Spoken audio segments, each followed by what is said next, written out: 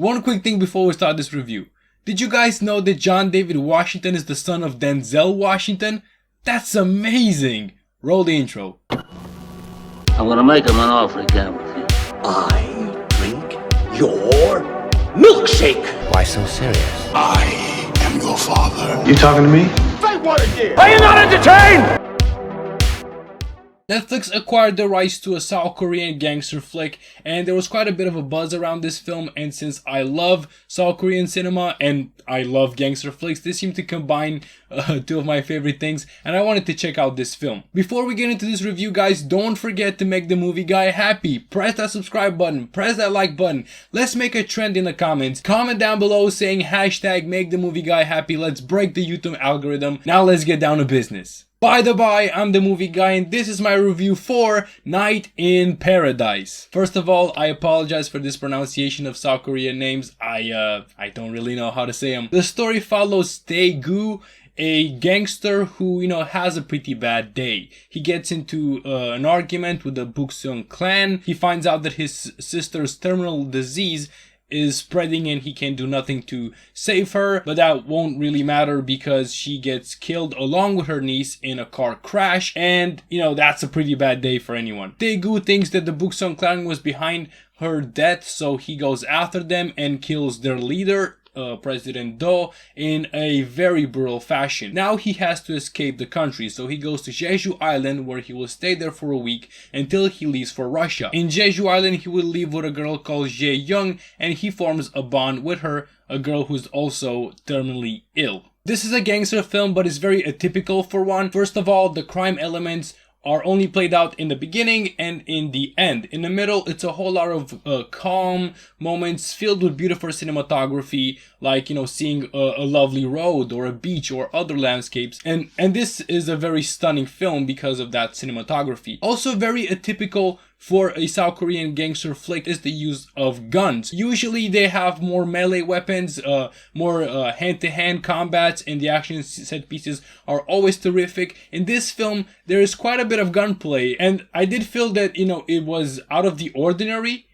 but it did look kind of good. The thing about this film though is that it's also pretty sad. The main character Tae-goo has to grieve the death of his sister and niece, and the other character, which is pretty important, Jae-young, is terminally ill, so she'll likely die young. And the same kind of goes for Tae-goo as well because he's being manhunted. We don't know if he will make it out of there alive. And this sadness is reflected in the colors of the film. There are a lot of blue and other shades of blue in this film. This movie, like a lot of other South Korean films, has a pretty slow pace and the runtime is kind of long. This movie has a runtime of 2 hours and 11 minutes and it doesn't rush to get to the conclusion, to the point where a little bit in the middle of it, I would say I was a bit bored, but that quickly dissipated because things start to get interesting again. But it is in these moments of calm where I found the best scene of the film. Tae-goo and Jae-young go to a diner where they eat this traditional dish called moile.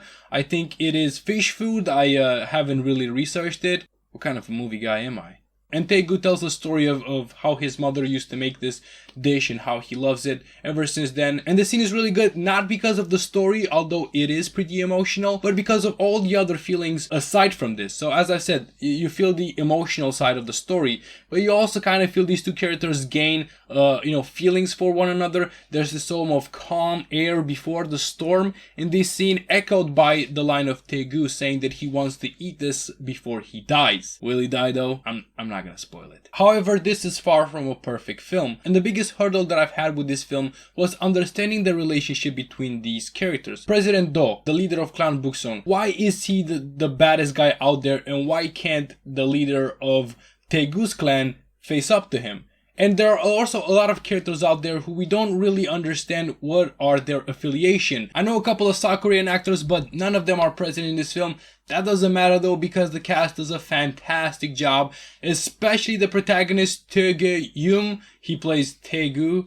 And this guy is really, really good. I especially loved his voice. He has a very deep voice, and I'm kind of in love with this kind of voice. Think of Bradley Cooper in A Star Is Born, which I reviewed, and you can check out my review for it up there. Yeo-bin is also fantastic. She plays Yeo-bin, and you know, both of these guys, they seem to have some sort of chemistry, and I dug it. In conclusion, I thought this was a very good film, entertaining in the story and stunning in the visuals. As I've said, this movie has a slow pace, and if you do not like that in a movie, you should probably steer clear of this one, because it does have scenes that you would probably think that shouldn't be included, like eating or a lovely walk or a lovely drive. But you know, in context, all of these scenes actually work well in order for us to, you know, care about both Tae-goo and Jeo-young. So my recommendation is you should give this movie a watch with a rating of 3.5 stars. Because I have no new subscribers since the last time that I published a film until the time of recording this film, there will not be 3 alternatives for you guys. If you want 3 alternatives for my next video,